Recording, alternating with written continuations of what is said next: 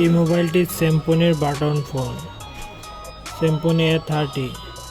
এই মোবাইলটির সমস্যা হলো ব্যাটারিতে ফুল চার্জ থাকার পরও লো ব্যাটারি শাটডাউন মেরে মোবাইলটি বন্ধ হয়ে যায় এবং ব্যাটারিটি অন্য একটি মোবাইলে লাগালে ব্যাটারিতে ফুল চার্জ শো করে।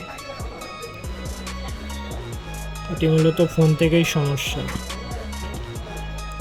দেখা যাক সমস্যাটি কোন জায়গা থেকে হয়। এই সমস্যাটি সমাধান করার জন্য আমি সিপিইউ রিভোল্ভ করে দেখেছি, কিন্তু সমাধান হয়নি, এবং ব্যাটারির বিএসআই এবং মাইনাসটি জাম্পার করেও দেখেছি, সমাধান হয়নি। তারপর অনেক খোঁজাখুঁজির পর R200 রেজিস্টার থেকে একটি লাইন সিপিইউ পর্যন্ত যায় সিগন্যালের জন্য।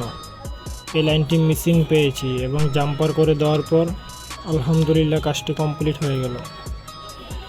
দেখুন, ফোনটি চালু করার পর ব্যাটারিতে ফুল চার্জ শো করছে।